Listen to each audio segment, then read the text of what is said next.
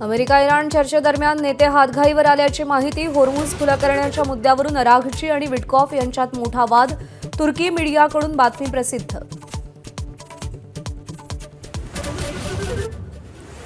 एकवीस तासांच्या चर्चेनंतरही अमेरिका इराणमधील चर्चा निष्फळ. अमेरिकेचं शिष्टमंडळ चर्चा सोडून मायदेशी रवाना. इराणनं आमच्या अटी मान्य केल्या नाहीत अशी जेडी व्हान्स यांची तक्रार.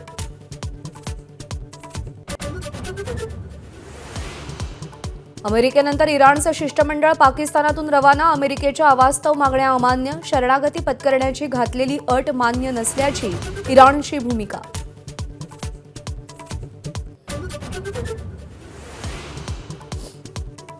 चर्चा निष्फळ होताच अमेरिका युद्धाच्या मोडवर. अनेक लढाऊ विमानं आखाताकडे रवाना.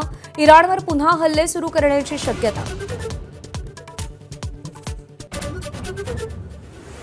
डोनाल्ड ट्रम्प यांचा चीनला इशारा. इराणला युद्धसामुग्री पुरवली तर महागात पडेल. थेट धमकी. चीनकडूनही अमेरिका जागतिक अराजक निर्माण करताय असं प्रत्युत्तर.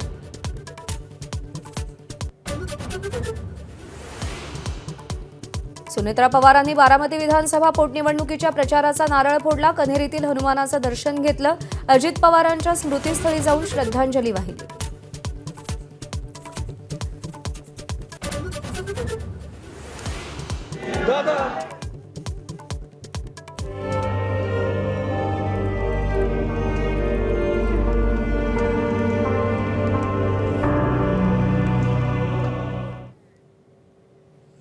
आज दिवसभरातली अत्यंत दुःखद आणि अत्यंत वेदनादायी अशी बातमी. सुरसम्राज्ञी पार्श्वगायिका आशाताई भोसले यांचं निधन झालंय.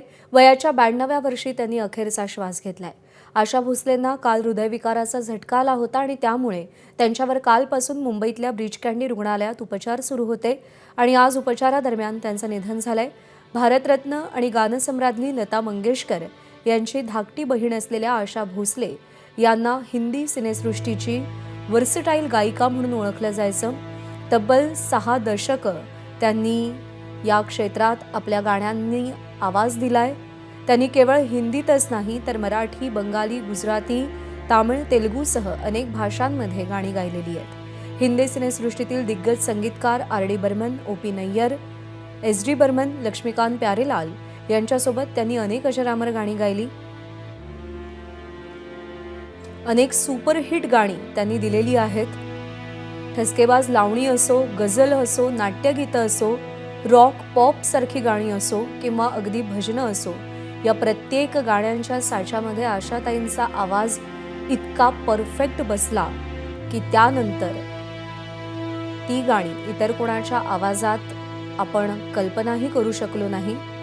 आशाताईंवरती उद्या दुपारी 4 वाजता अंत्यसंस्कार होणार आहेत. सकाळी 11 वाजल्यापासून 3 वाजेपर्यंत त्यांचं पार्थिव अंत्यदर्शनासाठी ठेवलं जाईल. शिवाजी पार्क इथल्या स्मशानभूमीमध्ये शासकीय इतमामात त्यांच्यावर अंत्यसंस्कार केले जातील.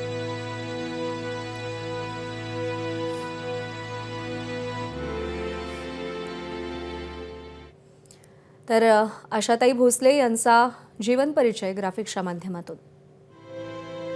8 सप्टेंबर 1933ला सांगलीमध्ये त्यांचा जन्म झाला तर 12 एप्रिल 2026ला त्यांचं निधन झालं.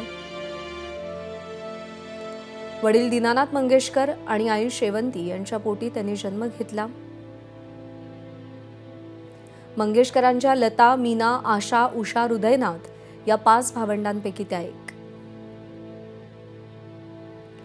वयाच्या 10व्या वर्षी त्यांनी गायनाला सुरुवात केली. माझा बाळ हा त्यांचा पहिला चित्रपट. सर्वाधिक गाणी गाणारी गायिका म्हणून गिनीज बुक ऑफ वर्ल्ड रेकॉर्डमध्ये त्यांची नोंद आहे. 20हून अधिक भाषांमध्ये 12,000हून अधिक गाणी त्यांनी गायलेली आहेत. 900हून अधिक चित्रपटांसाठी गाणी गायली आहेत. दादासाहेब फाळके, पद्मविभूषण, महाराष्ट्र भूषण पुरस्कारानं त्यांना सन्मानित करण्यात आलंय. भक्तिगीतं, भजनांपासून पॉपपर्यंत गायनाच्या विविध प्रकारात त्यांनी आपला अजरामर ठसा उमटवलेला आहे.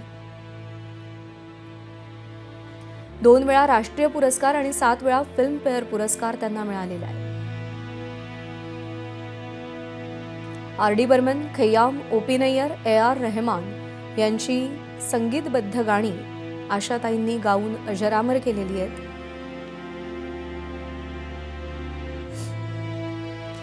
मराठी चित्रपट माईमध्ये त्यांनी भूमिकाही साकारलेली होती.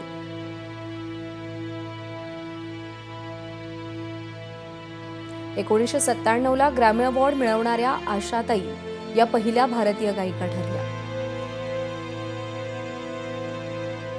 गाण्या इतक्याच उत्तम स्वयंपाकाबद्दलही त्या प्रसिद्ध होत्या. 2002 मध्ये आशाज नावानं त्यांनी दुबईत पहिलं रेस्टॉरंट सुरू केलं. सध्या कुवैत, कतार, बहारीन, इंग्लंडमध्ये आशाज रेस्टॉरंटच्या चेन्स आहेत.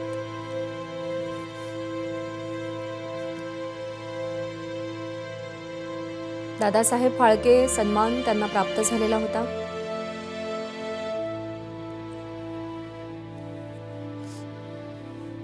पद्मविभूषण, महाराष्ट्र भूषण पुरस्कारानं त्या गौरवान्वित होत्या. 2 वेळा राष्ट्रीय पुरस्कार देखील त्यांना मिळाला होता. 7 वेळा फिल्मफेअर पुरस्कार देखील त्यांना प्राप्त झाला होता. मध्य प्रदेश सरकारचा लता मंगेशकर पुरस्कार देखील त्यांना मिळाला होता. महाराष्ट्र सरकारचे 15 पेक्षा जास्त पुरस्कार त्यांच्या नावे आहेत. भारत पाकिस्तान असोसिएशनचा नाइटिंगेल ऑफ एशिया हा पुरस्कार देखील त्यांना मिळाला होता.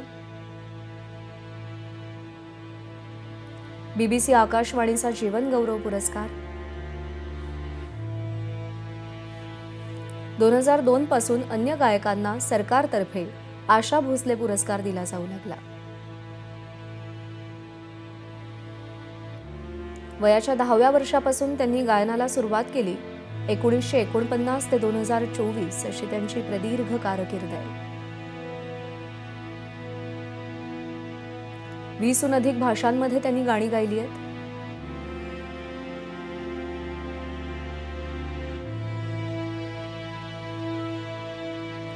सर्वाधिक 12,000 गाणी गाण्याचा विश्वविक्रम त्यांच्या नावे आहे. शास्त्रीय संगीतापासून ते पॉप गाण्यापर्यंत त्यांच्या गायकीमध्ये वैविध्य होतं. भक्तिगीतं, भजनं, लावण्या, गझल प्रकारातही त्यांनी आपली अमिट छाप उमटवली. Disco, pop, fusion, house, drum and brass अशा पाश्चिमात्य प्रकारातही त्यांनी गायन केलं.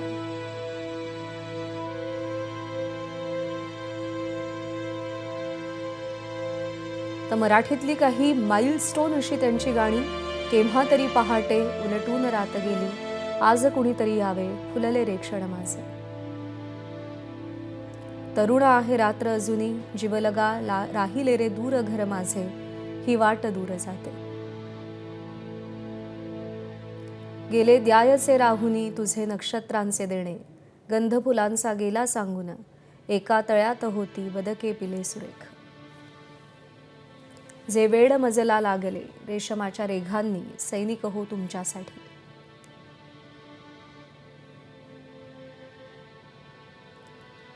नाचरे मुरासारखं बालगीत, सांजये गोकुळी, मागे उभा मंगेश, पुढे उभा मंगेश,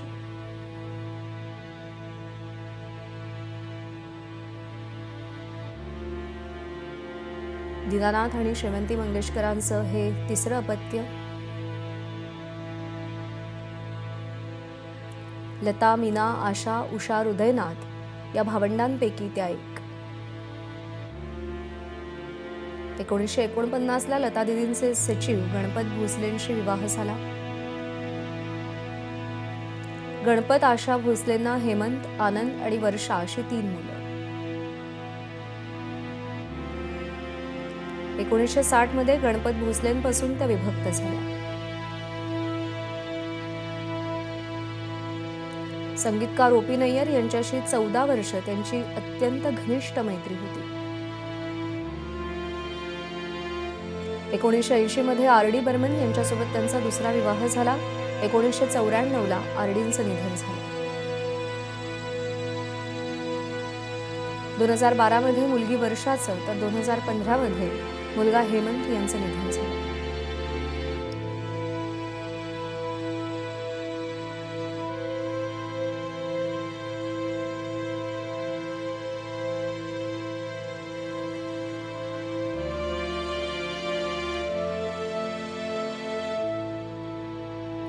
तर आपल्या दैवी आवाजानं आशाताईंनी असंख्य गाणी अजरामर केली.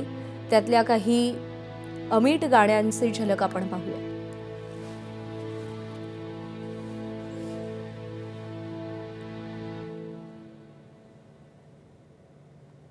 माझा आवाज पोहोचतोय आपल्यापर्यंत?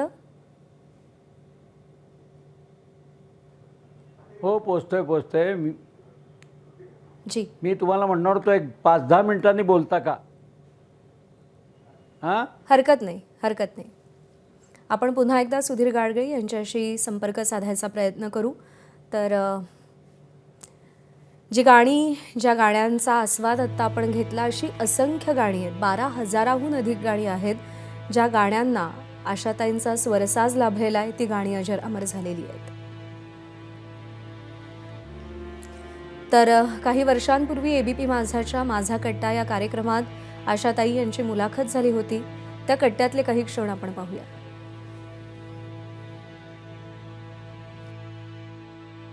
स्वभाव माझा एकदम कडक वेगळा असा होता. कारण मला जे करायचंय ते मी करायचे, पण एरवी मी कॉम्प्रोमाइज घरामध्ये करते, फ्रेंडमध्ये करते, सगळ्यामध्ये मी कॉम्प्रोमाइज करते. एक गोष्ट आहे की आपण ज्यावेळेला ट्रेनमध्ये बसतो तर जागा नसली तर एखाद्या माणसाला आपली जागा हळू थोडीशी देतो. मग इतक्या जवळ जाणाऱ्या माणसाला आपण ऍडजस्ट करतो. तर लाईफमध्ये आपल्या लोकांना आपण ऍडजस्ट केलं पाहिजे. सगळ्या आपल्या मित्रांना म्हणा, काय म्हणा, कोणी तलवार असलं तर कोणी मॅन व्हायला पाहिजे. तर तसं मी माझं आयुष्य सगळ्यांमध्ये म्हणजे ऍडजस्ट केलेलं आहे. सगळ्या गोष्टी हां ठीक आहे, हे घ्यायचंय घ्या, ओके. पण मी माझ्या गाण्यामध्ये कुणाला बोलू दिलं नाही, मी माझ्या कामामध्ये कुणाला बोलू दिलं नाही. आणि मला माझं जे वस्तू मला आवडतात त्या वस्तू मी करत राहते. आणि म्हणजे मला जसं हवं तसं त्या गाण्यामध्ये मी कॉम्प्रोमाइज नाही करत. लहानपणापासून मी ऍडजस्टमेंट सगळ्यामध्ये करायचे, पण मला जे काय गाण्याच्या बाबतीत मी कुणाचं हे केलं नाही, म्हणजे ऐकलं नाही की तुम्ही काय करा, काय नका गाऊ, अमकं करा, तमकं करा, असं नाही. गाणं माझं जीवन आहे, माझा श्वास आहे, मी गात राहणार. संघर्ष हा होता, तुम्ही म्हणालात ना, एका झाडाखाली दुसरं झाड उगत नाही, तर त्या झाडाने वेगळं व्हायला पाहिजे. तशी मी वेगळी झाले, भोसले झाले आणि मी गायला लागले. संघर्ष आमचा कधी कुठेही आमच्या नात्यात कुठेही आला नाही, पण गाण्यात संघर्ष असायचा. लोकांनी केलेला आहे तो. ही चांगली गाते का ती चांगली गाते, ती चांगली गाते का ती, सगळं तरुजात तरा जो असतो ना त्याच्यात ठेवलेलं होतं. तर ते गोष्ट मला आवडत नाही. मग आशा भोसलेची स्टाईल स्वतःची आहे, लताची स्टाईल, दिदीची स्टाईल स्वतःची आहे, उषाच वेगळं गाते, बाळ वेगळं स्टाईल करतो. म्हणजे सगळे वेगळ्या वेगळ्या तऱ्हेनं गेले पाहिजे. पण तुम्ही म्हणालात तसं एका झाडाखाली, मोठ्या झाडाखाली छोटी झाडं वाढत नाही. तर झाडांनीच ठरवलं पाहिजे की आपल्याला मोठं व्हायचं आहे तर काय केलं पाहिजे. मी सगळी गाणी गायलेली आहे, सगळ्या स्टाईलची. सगळं स्टाईल माझं संपलेलं आहे. फक्त एकाच गाण्याला मला असं वाटलं होतं की हे गाणं मला गायला द्यायला होतं. तुम जो हुए मेरे हम सफर, रस्ते बदल गए, लाखों दिए तेरे प्यार के, आंखों में जल गए. हे गाणं मी इतक्या चांगल्या तऱ्हेनं गाले असते असं मला वाटतं की हे गाणं मी गायला पाहिजे होतं. काय असतं, माणूस असतो ना तो फार हावरट असतो, त्याला कधी समाधान मिळत नाही. मला हे नाही मिळालं, मला ती भाषा नाही शिकता आली, मला ते इंग्लिशमध्ये गाणं नाही गाता आलं, काय रशियन मला गायता नाही आलं. हे सगळ्या गोष्टी माणसाच्या मनात असतात आणि तो हावरट असतो. त्याला किती देवानं दिलं तरी त्याचं मन भरत नाही. आणि त्यामुळं मी या गोष्टी विचारच करत नाही की मला आणि काय हवं आहे, काय नाही. सगळं देवानं दिलेलं आहे, फर्स्ट क्लास आहे. तो जे करेल ते चांगलंच करेल. उद्या जर मी मेले तर ते माझ्यासाठी चांगलंच असणार. म्हणजे त्यानं जे लिहिलेलं आहे ते होत राहणार. आणि प्रत्येक माणसाने बांधून ठेवायला पाहिजे मनामध्ये की देवाची जी लिहिलेली नशीब लिहिलेलं आहे, त्यानं सटवाई येऊन लिहून गेलेली आहे, ते कोणी बदलू शकत नाही.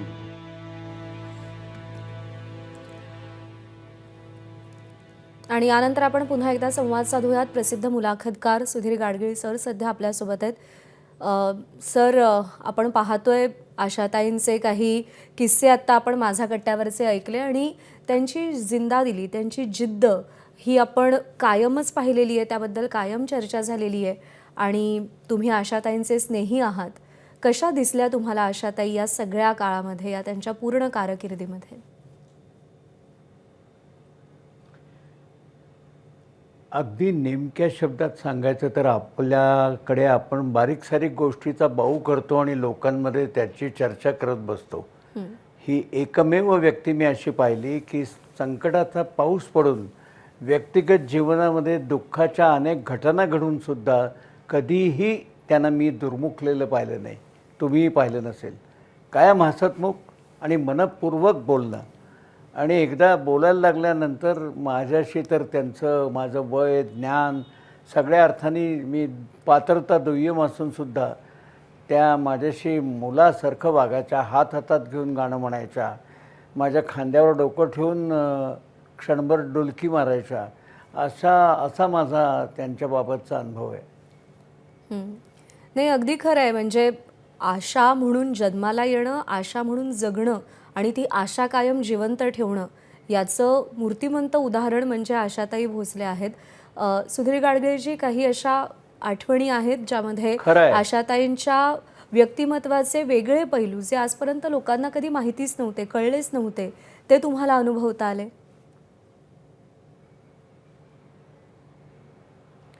खूप आले, पण अगदी खरं सांगू का, आत्ता मगाचपासून त्या अधिकृत गेल्या हे कळल्यापासून, म्हणजे गेल्या जमा आहेत असं काल रात्रीपासून वाटत होतं, पण अधिकृत गेल्याची टी व्हीवर बातमी पाहिल्यापासून मला काही सुचेनासच झालं आहे. एरवी मी बोलण्याबाबत स्वतःला खूप शहाणा समजतो, पण माझ्या असं लक्षात आलं की आशाताईंचं जाणं हे मला तीव्रतेने त्रासदायक, तापदायक, अत्यंत दुःखद असं ठरलेलं आहे.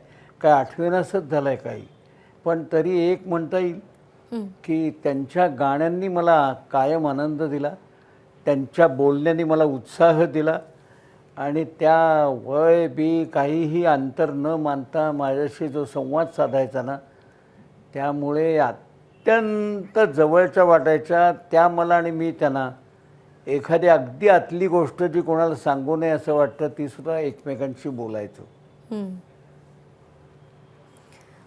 सुधीर गाडगीळजी, आपण पाहिलेलं आहे की आयुष्याच्या प्रत्येक टप्प्यात जी बोला बोला बोला नाही बोला. आपण पाहिलंय आशाताईंचं आयुष्य जर आपण पाहिलं तर सुखासोबत काही ना काही दुःख त्यांच्या वाट्याला, त्यांच्या दाराशी उभी असलेली आपण पाहिलेलं आहे. आणि म्हणजे करिअरमध्ये तर एक संघर्ष समांतर त्यांच्यासोबत होताच, पण त्यांच्या आयुष्यात सुद्धा एक संघर्ष त्यांच्यासोबत होता आणि तरीही त्यांच्या चेहऱ्यावरती हसू असायचं, जिंदा दिली होती.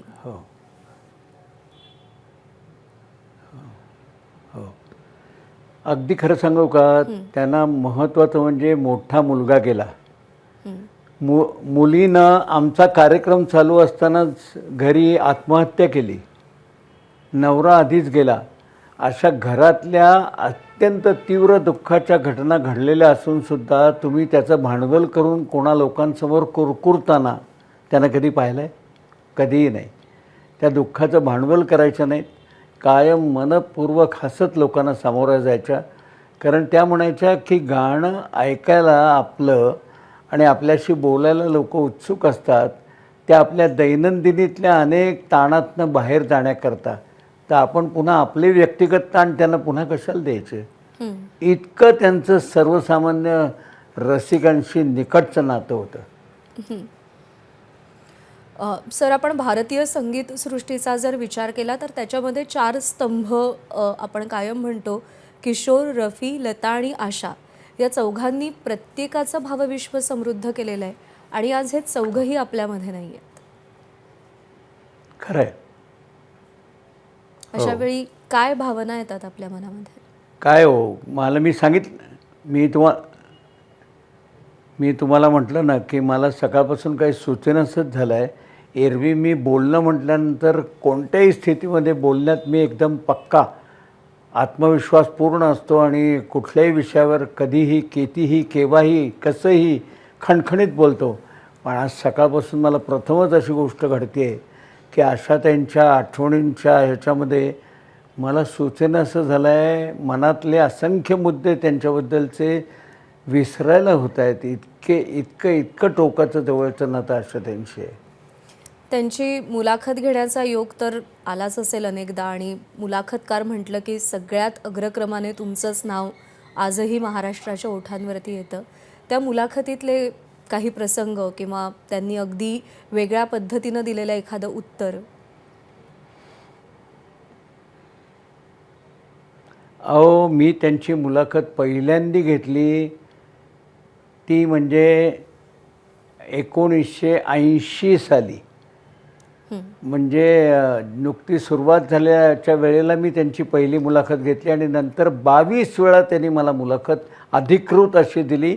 आणि ती महाराष्ट्राच्या वेगवेगळ्या गावात नव्हे तर देशाच्या वेगवेगळ्या भागात आणि परदेशात सुद्धा एवढं वैविध्यपूर्ण बोलणं त्यांनी माझ्याशी केलेलं आहे. आणि हे करत असताना त्या अगदी मोकळेपणाने बोलायच्या.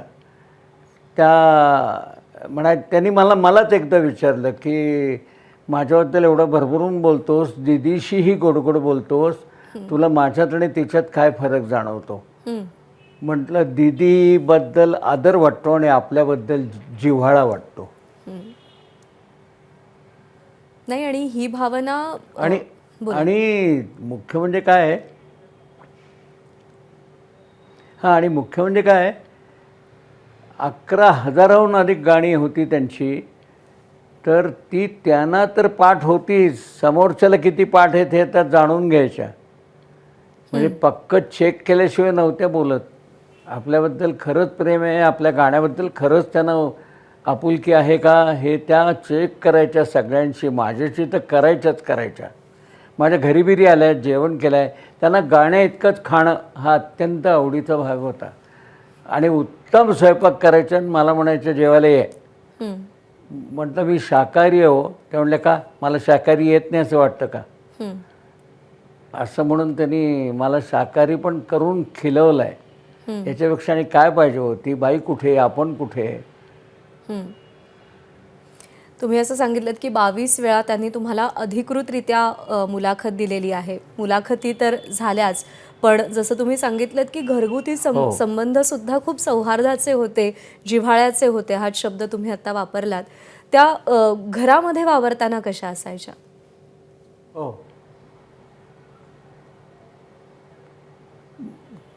त्या घरामध्ये तितक्या त्यांच्या डोक्यात त्या क्षणी गाणं असेल तर त्या गाण्याबद्दलचा विचार चाललेला असायचा. आणि आपली मुलाखत चालू असेल तर त्या मुलाखतीमध्ये मी काय विचारतो इकडे नेमकं लक्ष असायचं.